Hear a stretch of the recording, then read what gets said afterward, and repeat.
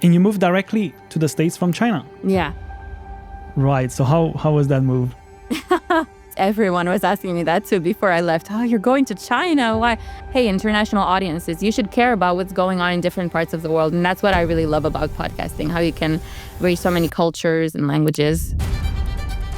Andreea Coscai is the Romanian podcast producer who built Eurowaves, Europe's leading bi-weekly newsletter connecting podcasters across 30-plus countries. She's cracked the code on European podcast growth by teaching creators to target existing listeners instead of chasing new ones, and now works with Tink Media, helping podcasters scale across borders. The best way to market a podcast is to go where podcast lovers already are. Where are podcast listeners? Where are they? In other shows. So swap with other shows. Do a feed swap, which means taking your episode and putting it on their feed and vice versa. And that way they really get the feel of your show. Apply to be featured on Apple, apply to be featured on Spotify. They have forms that are publicly available, and you can pitch yourself like once a month, find something newsworthy, pitch yourself.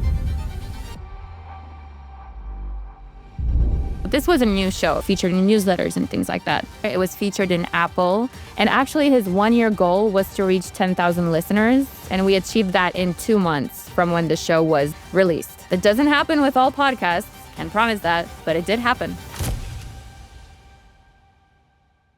Hello guys, welcome back to another episode of the Pod Files.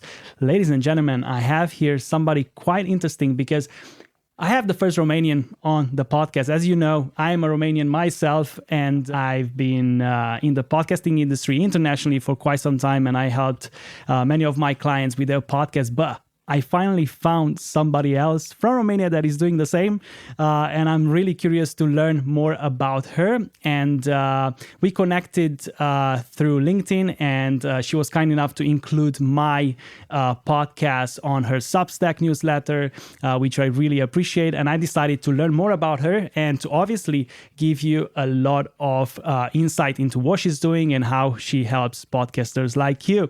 So I have here today Andreea Coscai, who is based currently in Bucharest, but she has traveled the world. She has been in China, in the US, and she's going to tell us where else she has traveled to. And she's a podcast marketer and producer, and I'm really excited to have her today. Andrea, welcome to the show. Thank you so much. And thank you for the invitation and for the lovely, lovely introduction. Should we say bună? Bună salut Bună tuturor. salut. You know, a little bit of Romanian here. Of course. Since we're representing. Of course. I've got James Critland, because since you've been on his podcast, at the end of the show, he actually thanked me for the show, for being on the show in Romanian, which was quite a surprise. You know what? I actually listened to that episode, but I didn't get to the very end when he said that. That's nice. Yeah, he said that. And Thank you, James. Yeah, he was really kind. He actually Googled that while he was on the show, and he actually had a pretty good pronunciation. So if you want to check that out, guys, go and listen to the other episode. That was the last episode before this one. So, Andrea, tell me more about who you are, what you do at the moment, and how did you actually get into podcasting? Well, where to start? So I would say how I got into podcasting, let me start with that, is I had a mentor when I was in the States. As you mentioned, I'm originally from Romania. I was in the States for 5 years, and now I'm back. So while I was in the States, I had a mentor who was more so in sound art. So one of her recommendations was The Heart by Caitlin Prest.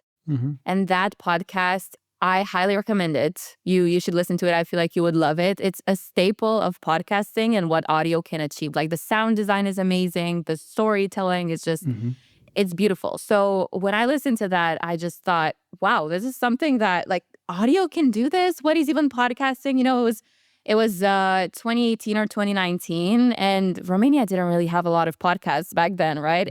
If any. Actually, there were some narrative podcasts, but more so from independent media.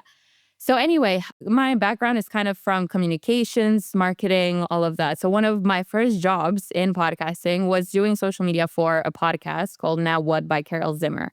And Carol is an amazing journalist. She like has so much experience. She's interviewed Biden. She's interviewed Anthony Fauci, Gloria Steinem. Like it was a really cool first experience doing her social media and trying to like build a community around her podcast. While I was doing that, I was, of course, kind of hustling as everyone else is. I was also in the States, which is, the land for that. So I was still open to opportunities. I was looking for different collaborations. And I posted on a Google group. I posted on, I think, all the Google groups anyway. But one of them was New York City radio, public radio, right? So I said, if you're looking for admin, marketing, production, because I had done a bit of that as well, more so like editing, I can help you. Just let me know. So you pitched that? Yes. Yeah. I just, I advertise myself. Yeah. Good. Awesome. Yeah. You got to do that. You got to be like your biggest advocate. So I emailed that, and then I got a response from Ariel, who works with Tink. She collaborates with Tink Media, where I've been working for 2.5 years. And she said, well, Lauren and I are actually looking for a new person to add to the team. So let's chat. We chatted. It was a great conversation. And so I started working there. That's what I've been doing for the past couple of years, podcast marketing. In the meantime, I returned to Romania, as you mentioned, and I started getting back into production as well and strategy. Me and my partner, Julian, we co-founded Podvision, which is like an all-together kind of agency to help you with everything from this kind of like vision stage to production to marketing, promoting yourself, and all of that. So that's been my journey so far. And I guess the staple and the big event that happened recently is I launched Eurowaves, which you mentioned earlier, which is a newsletter to bring together European podcasters. It's been called the European Pod News. I'm trying to live up to that, but yeah. Well, you need to get that domain and just put it there, because I think it's great, and it's definitely a gap that needs to be filled by somebody, and I think you did that very well. And you mentioned what was the company, the agency called again? Podvision. Podvision. Is that something new that you're creating right now? It is. Yeah. I feel like it kind of started forming slowly because my partner is also in podcasting. And so he works more so in the production end. I do this marketing, this community building, newsletters. So that's a match made in heaven.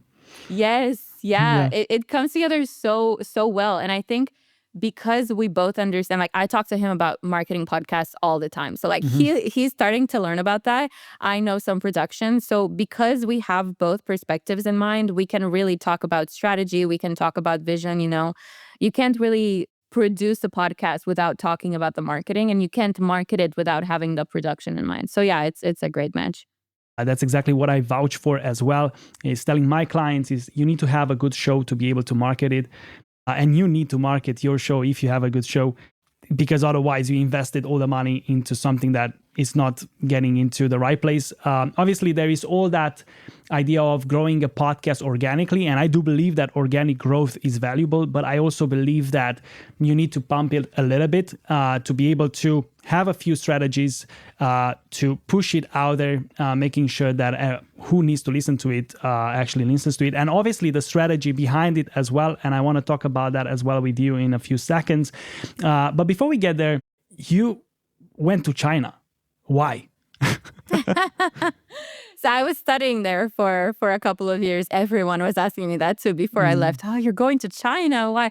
Actually, I loved it so much. I would go as far as saying my experience was even better than in the States. Although, I love the American, I love Americans. I love the American people I work with. I love my friends. And I had so many opportunities there. But China is just it's a country full of culture, history. People are just so friendly and open and kind, and they're ready to help you, if you need something. So I think maybe because of our kind of communist past. Yeah, I think there's some similarities there, in how people are and how we approach things. Although, Romania is not necessarily a collectivist country. I think we're a lot on the individualist path. But yeah, there were some similarities there. So it was a great time. Yeah, we're getting there because it has been almost 30 years. So have you been doing any podcasting when you were there, or was it before that?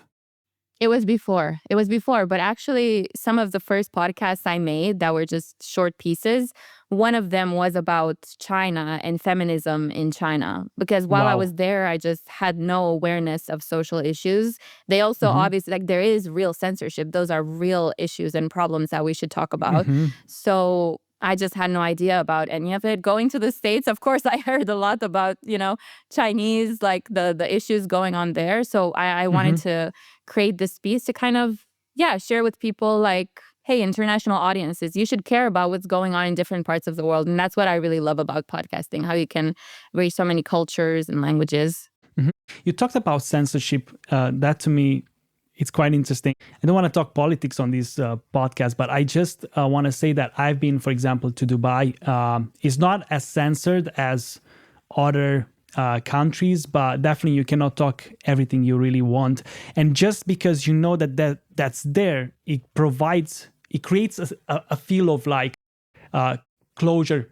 You cannot really open, and it just makes you feel like I don't want to express myself as much. Did you feel that in China?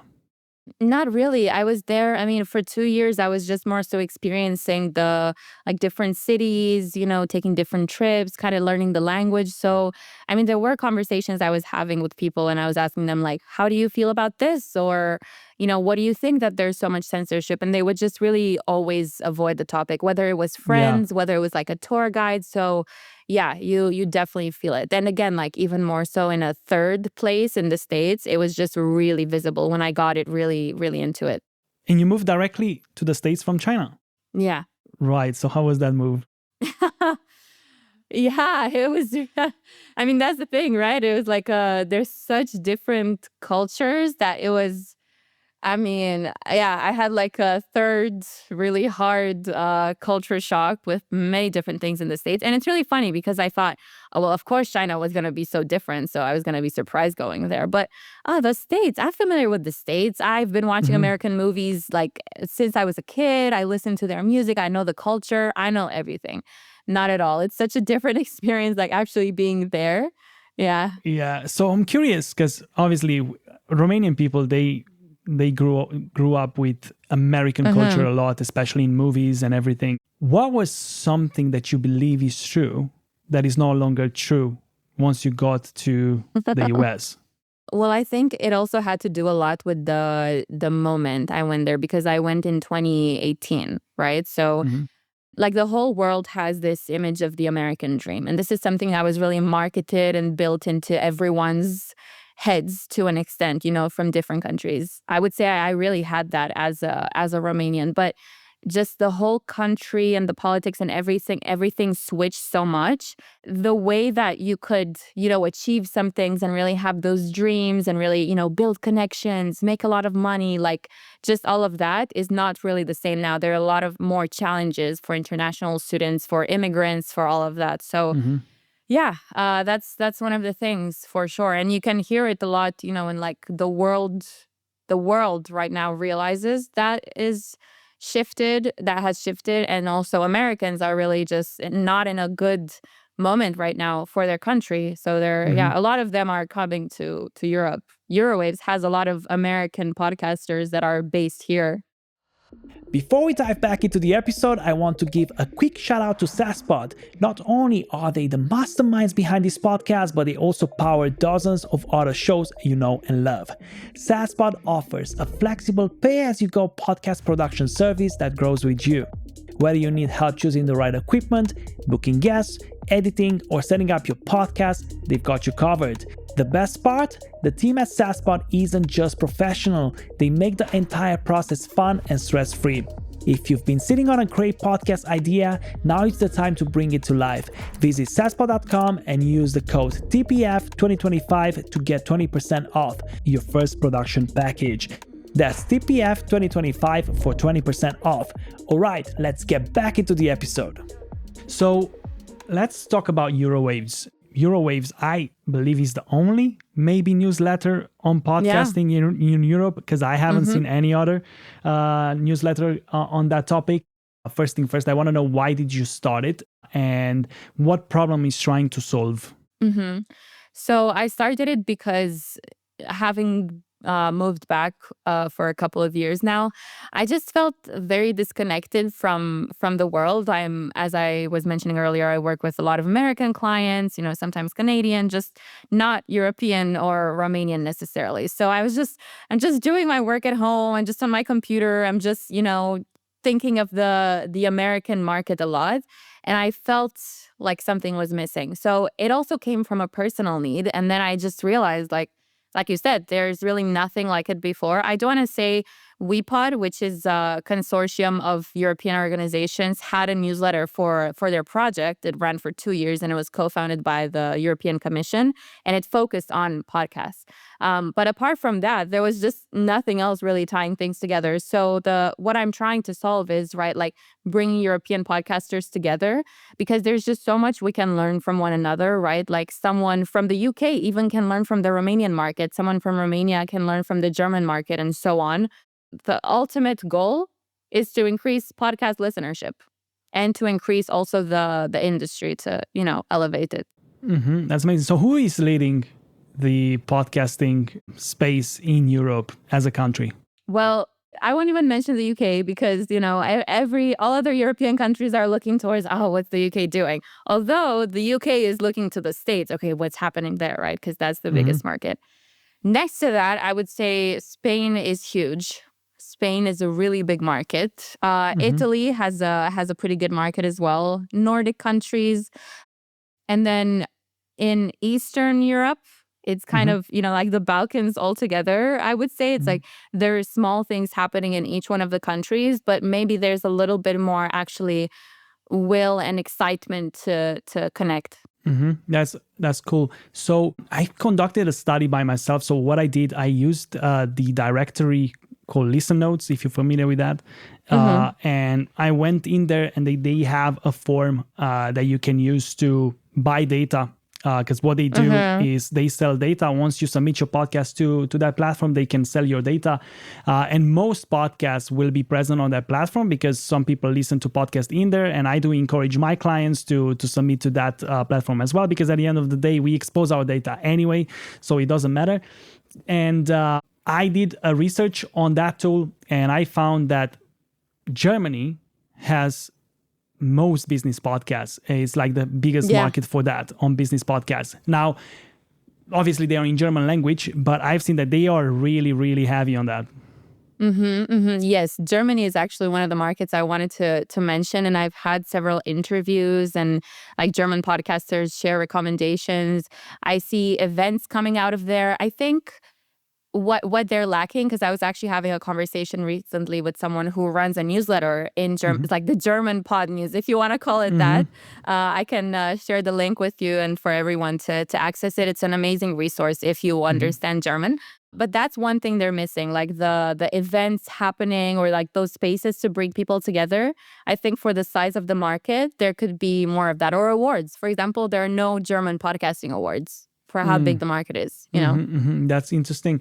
I wonder if the reason why Germany is a bigger market on that is because Germany has a strong connection to audio, because the dynamic microphone comes from there, like radio waves and all sorts of things are coming from there. I'm wondering if that's kind of like the reason why the German market is so big, especially on the business side. Yes.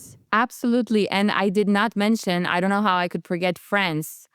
France has one of the biggest podcasting. Yes. And it is because of that radio culture. And that's one of the things I discovered in Romania, as it's always on my mind, like what can be done more here.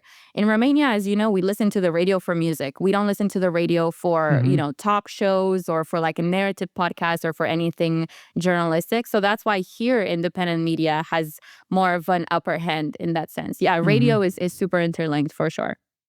Going a little bit towards the Romanian market, and I believe this is happening in more other countries.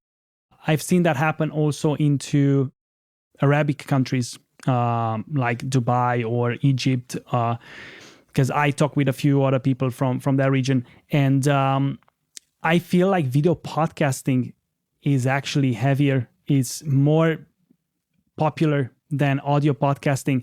I haven't seen many Romanian podcasts on audio. I mean, they are on Spotify, especially the mainstream ones, but everybody that thinks about podcasting, they think about a talk show on a video camera. They don't think about audio per se. Yeah, absolutely. And I think it has to do with the podcasting's PR. That's not very good. Because if you ask someone who's not in the industry, what do you think of when you think podcast? They will tell you video. They will tell you Joe Rogan. They will tell you call her daddy and I don't know, whatever other celebrity, right? So I think it has a lot to do with the media consumption habits per culture and per country and so forth. Because in Romania, again, are we used to listening to things? If it's just, again, not just a chat, or just music? Not really. That's just not a habit that we have.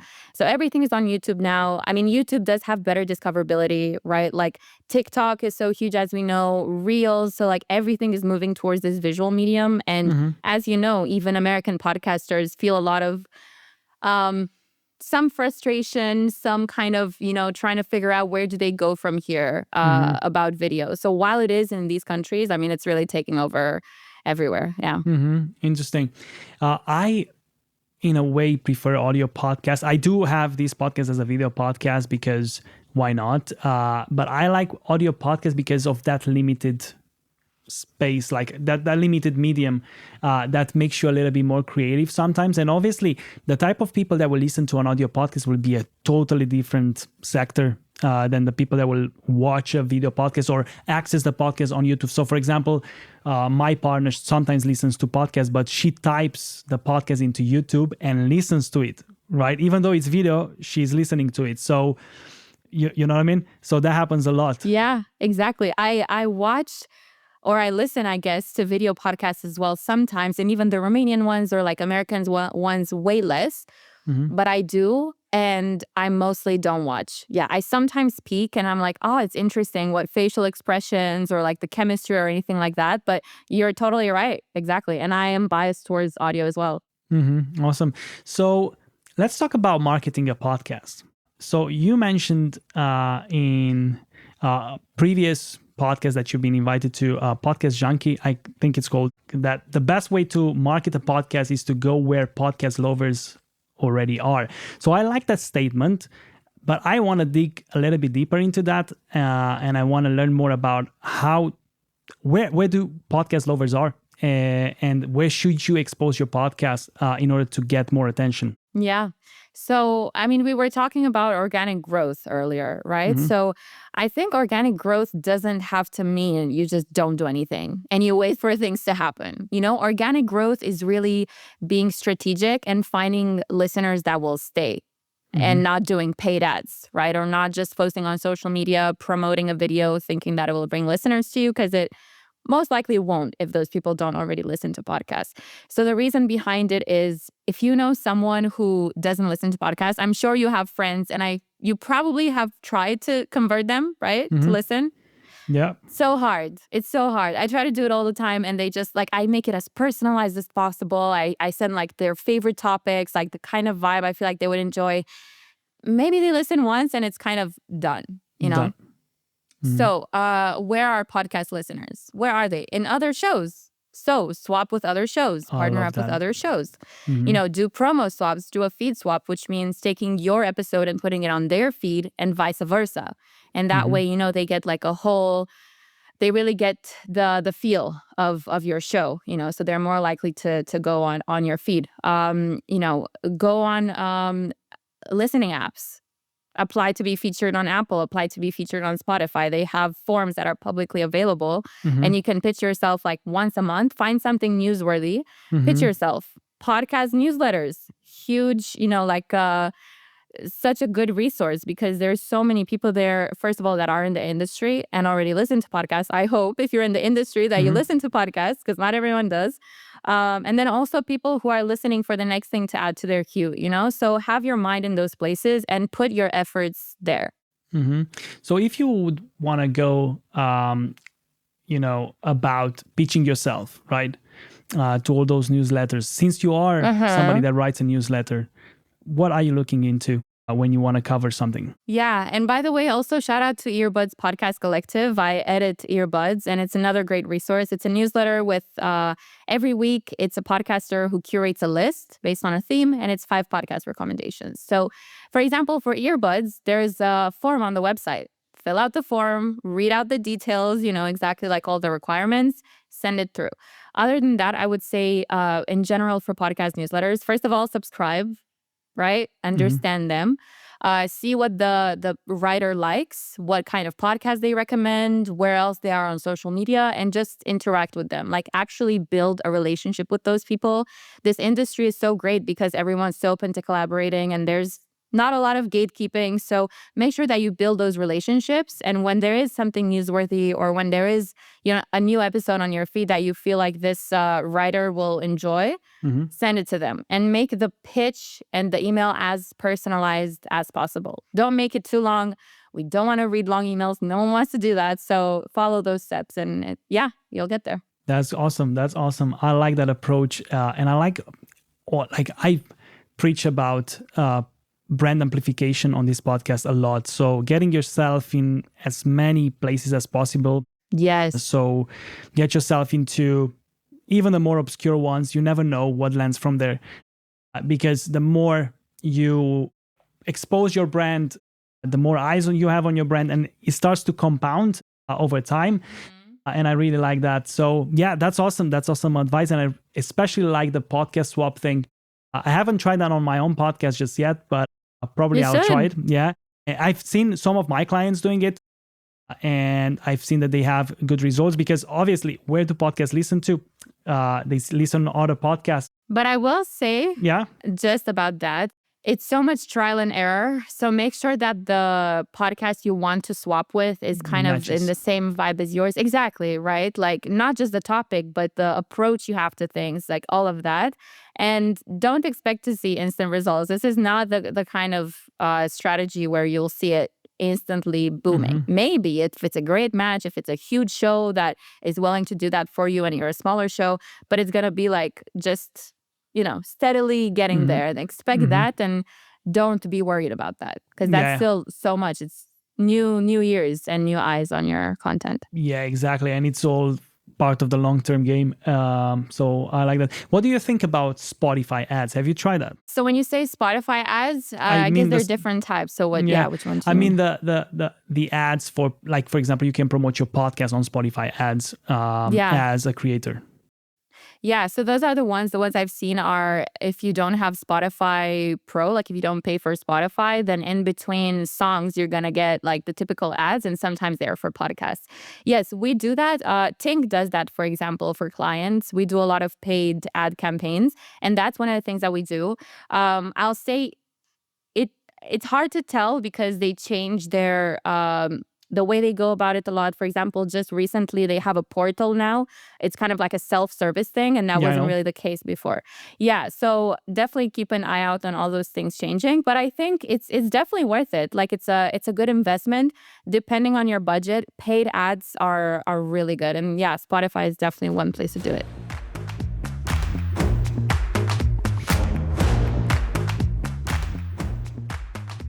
Great. So let's get straight into an awesome game that I do with all my guests. I'm going to pick up 3 random questions for you from this box, which is here. Right. They have nothing to do with podcasting or any business, anything like that. It's just to break up the flow a little bit and to know your personality a little bit better, because I think in most podcasts, they don't dig into that. And I think it's as important to find out about that person, who that person is, and also about the experience. And that kind of like gives us a complete image. So I don't know what I'm going to choose. I'm going to choose in front of you so you know that it's not rigged.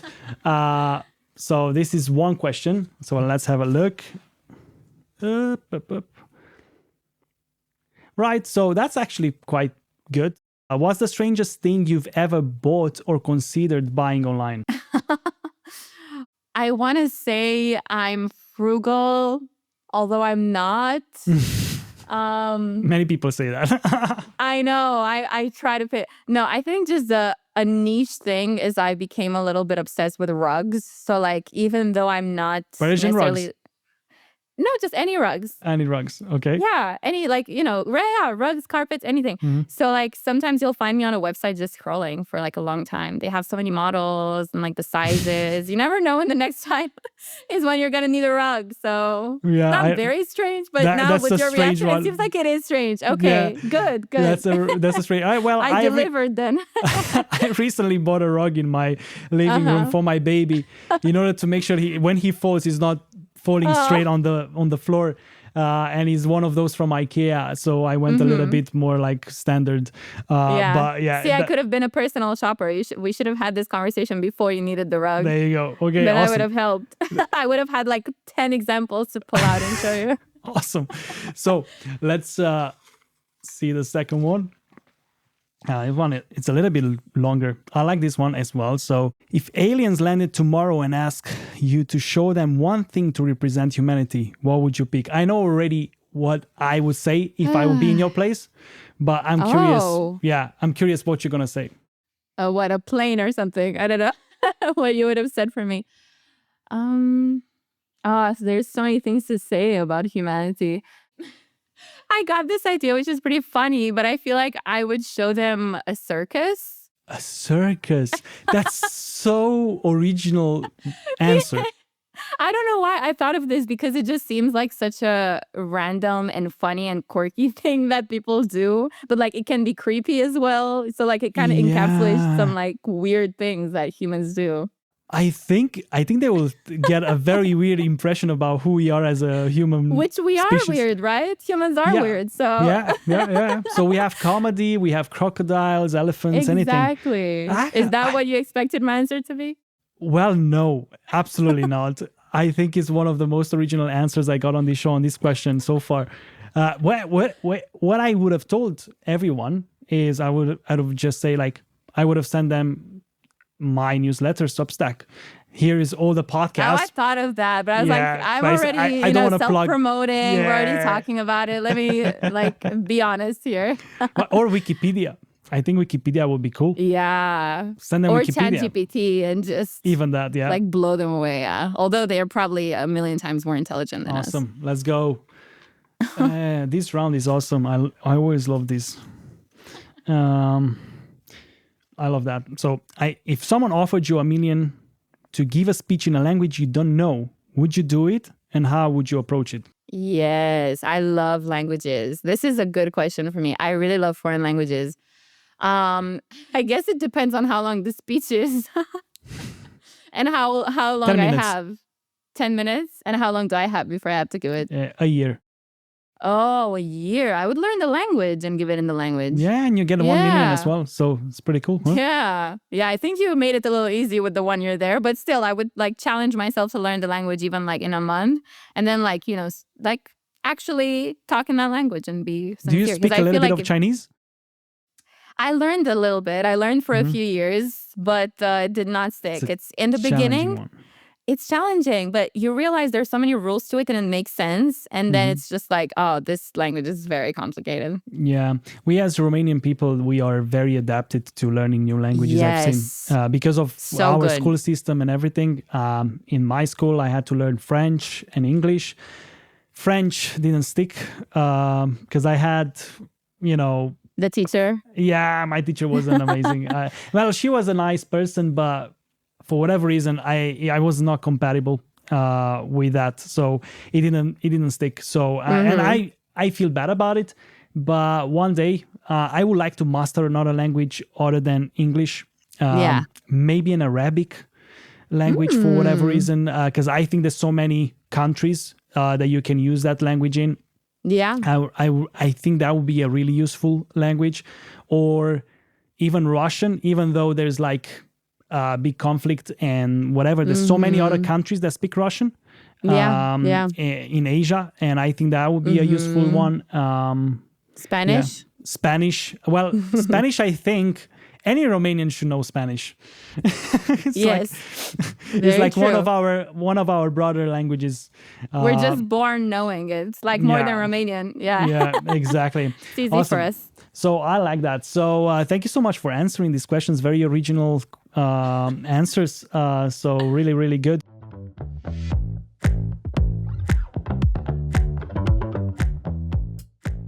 So let's go back into podcasting. I would like to know your approach to producing a podcast. What is your strategy? How do you produce a winning podcast? Mm-hmm. It depends so much like the topic and who is doing it. I would say that's one of the things that's super important. Making sure that it's true to the person that's hosting it and creating it is one of the top things. Making sure that their personality comes through, the kind of like approach to the way they, address whatever topics is something that's really important. And then I would say another priority is really making sure that it's sustainable. First of all, weekly podcasts are so ambitious. It's one of the most ambitious things. Even this one, which is every 2 weeks, it's very hard to keep up with. Exactly. Yeah. If you have done a podcast before, if you have made it, if you have tried it, you will know. So you don't want to just publish a couple episodes and then be like, oh, I can't, this is too much, right? Mm-hmm. Make sure that it's sustainable. So, if it's bi-weekly, and bi-weekly, I agree with you, like that is still a lot. So like make sure that you have episodes banked in for when you launch. Mm-hmm. That way you also get the time to like focus on your marketing a little bit, and build some buzz around it, and see the marketing comes in already when we're talking about production. Mm-hmm. Mm-hmm. Good.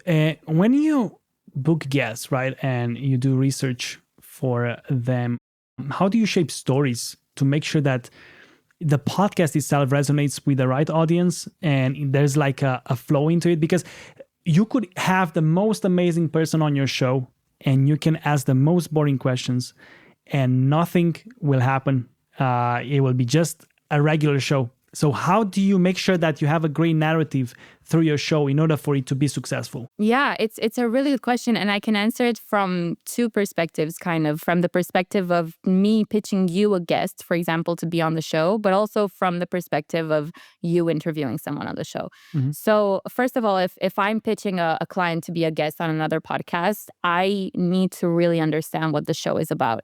I need to understand the topics they talk about. I need to understand the kind of guests they have on. I need to understand their approach. I even look at the show titles, and sometimes the pitch is modeled like their titles, like their episode titles, mm-hmm. plus the guest name, like whoever I'm pitching. Again, and being intentional and thinking really like a producer, right? Mm-hmm. So I actually love, as I'm talking about this, how interlinked everything is, because I know it, of course, but yeah, even like explaining it is satisfying. From the other end, I would say it goes back to sustainability. If you have a show that it kind of stresses you out to handle everything, you're most probably going to have a set standard of questions and slightly adjust them based on who's coming on the show, just to make it possible for you to deliver. So, make sure that you're being really intentional. Look at, what you've covered so far. Make sure that nothing is being repeated, Look at really that person and kind of what we did earlier, right? Like their personality and like quirks about them and things that are not necessarily related to what you're going to ask them about, but are part of their whole anyway. So it's a lot of different strategies like that, and just making sure that you're intentional and thoughtful at the end of the day. Mm-hmm. I want to mention a podcast that I really like and I listen to, How I Built This. Mm-hmm. You know the podcast? Yeah. So it's such a cool idea and it's very simple. And most of the time the guests are pushing the narrative and it's a chronological narrative. So it goes from the beginning towards the end, how they build a company and how they sold it, or if there's anything happening in the future or anything like that. So, and the whole concept is very easy to understand. And I think that's what makes a great podcast great, where you could go listen to a show and then you get kind of like the same thing on the next episode and on the next episode. Yes. You know what to expect. So people actually are binging the episodes and they are not like, I'm listening only once and that's it. And that's what happens, because this was in front of us and is in front of us every day on TV. When you go and watch a big show on BBC, CNN, or even in Romania on Pro TV or whatever, you watch it and you know that the next episode is going to be something similar. The format is going to be similar. There's nothing else that's going to surprise you per se. So it's predictable. And we, as humans, we like predictability, I guess. And we like that surprise moment from time to time if it's happening. That's really good. So that's a great point to keep that format. And I recommend Heavyweight and Proxy too, are two other shows that I absolutely love. They're narrated. I like the names. Yeah, really good names. And as you said, they're really like they have a format, and I absolutely agree with that. But they also still keep the individuality, and it slightly changes from episode to episode depending on what they're talking about. But there's like the core is there, which is cool. Yeah. I listened to another podcast since we are mentioning podcasts. I think it's called Why a Podcast Doesn't Grow or Isn't Growing. Yeah, something like that. It's not a big podcast. It's a small podcast that I stumbled across. The way I stumbled across this is that they pitched their services to me to help me grow my podcast. And then I looked in the background to see if they are actually legit. And then I found this podcast. And I listened to a few episodes, and I think what they talked in the podcast is quite good. It's just that what I didn't like probably is the production value. It could be a bit better. But the rest of it, I think the points that they make in there, I think it's pretty cool. And they have a very structured way of doing it, and they vouch for that as well. So yeah, it's pretty cool. Yeah, great point. Awesome. So now I think we're going to go into a different direction because it's happening all over the world. And I think this is going to be the answer to this question. So what do you think is the biggest challenge podcasters face today? I mean, it so depends who you're asking, because there are independent podcasters, there are networks, there are entrepreneurs that are using the podcast as a funnel for their work, right? So it really depends. I think, honestly, the shifts in the industry that are happening constantly are, even if they're not directly affecting you, right? Like, say you're not working at Wondery and you're being laid off, but still following those kinds of news and just all of that still affects how you see the industry, affects how others do, how they collaborate. And so I think that's a huge challenge. I think also, video, of course, for many who have started with audio first and are really, audio exclusive is a challenge as well. And I think the challenge is because they feel like they have to do it. And I want to tell you, you don't have to do video. Exactly. If you can and do it, kind of in a sustainable way, like you're mentioning. Yeah, I'm doing it because why not? Sure. But if you feel like you have to, just don't do it. The quality is not going to be good. You're going to be stressed out. So, yeah. I always say that to my clients is if you don't have the budget, it's better to just do the audio. Audio podcasts, believe it or not, has a lot of exposure. And if you focus on that and you're making the best podcast possible, you're going to win. Video podcast, I would feel is just an extra. And it's an extra that costs. It's not easy. I would say you also need to come up with quality on video podcasts. It's really important that quality is good. Audio quality is very important as well. But on video, the competition on YouTube, it's insane. You see all the professional YouTubers, the thumbnails they have, the professionality they record their podcasts with or their videos with, and you're competing against a huge crowd of professional YouTubers because now that's a job. A tough audience, because if I click on a YouTube video, I'm used to quality and I'm going to see your quality is bad. I'm sorry, however good the content is, I just can't, maybe I'll switch to audio, and if you don't have audio, then I'm not going to listen to it. And there's so many other out there that are doing a great job already. So if you don't hear it or if the video is blurry or whatever, you're not going to stick around. So I'm going to ask a bit sensitive question. Let me know if you want to answer it or not. But we all make mistakes. If it makes you comfortable, I can tell you my mistake first. But is there a big mistake you've done as a podcaster or as a marketer? Yeah. Something that really stressed me out is I sent a pitch, and when I wasn't personalizing them as much, because this is definitely something that was like a muscle that was worked through, right, for the marketing side of things. And now I'm so intentional, but I was not always like that. Like I used to use a mail merge. I used to like just, copy paste more or less the same pitch. And like sometimes I use the same name of the show that I pitched before. Happens. So bad though. So bad. Yeah. So I guess that's not the biggest mistake. It's not a career-ending mistake, but that's I mean, like for the work that's being put into a podcast by someone for like, it's just not nice at all yeah. So like it definitely taught me, there were a couple of times and I got a response back. It definitely taught me, okay, you need to like slow down. It's very much like quality over quantity. Right. So that's interesting because with outreach, I do feel it takes a long time, and there's also all sorts of automated tools you can use for that. I've tried a few, but I do think the actual way of doing it is the human way, because at the end of the day, if you would go physically to somebody, you would talk to that person in your own language, right on the spot. If you do that the same way when you email somebody, you're very likely going to get a response. For example, when I outreach people, I'm not trying to make my emails look complete, if that makes sense. I'm trying to make them look a little bit incomplete, more like, hey, how are you, mate? I just want to talk to you, blah, blah, blah. I don't want to make it like super official, because those are, I think, they slip through the cracks. And when you are more human, I think that's when you actually start connecting. And I've seen some people actually, they started adding mistakes in the emails just to ensure that they compete against AI. So AI, you're going to get loads of spams with AI written messages from all sorts of different people that provide all sorts of services. And you know that these guys aren't real because it's so perfect. It's written so well. So if you do a few grammar mistakes or a few like... That's funny. You can definitely convince that person that that's human. Humans are funny. Yeah, no, it makes sense. But I think even if you have the human touch, but you automate it, like I used to, do that sometimes, it just comes across as so disingenuous. And it's an actual human reading that on the other side. So it's really going to get you nowhere.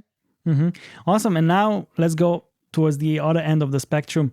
What podcast had the biggest impact due to your involvement? A bunch of shows that I love and that I've, produced or worked with even for like a limited amount of time.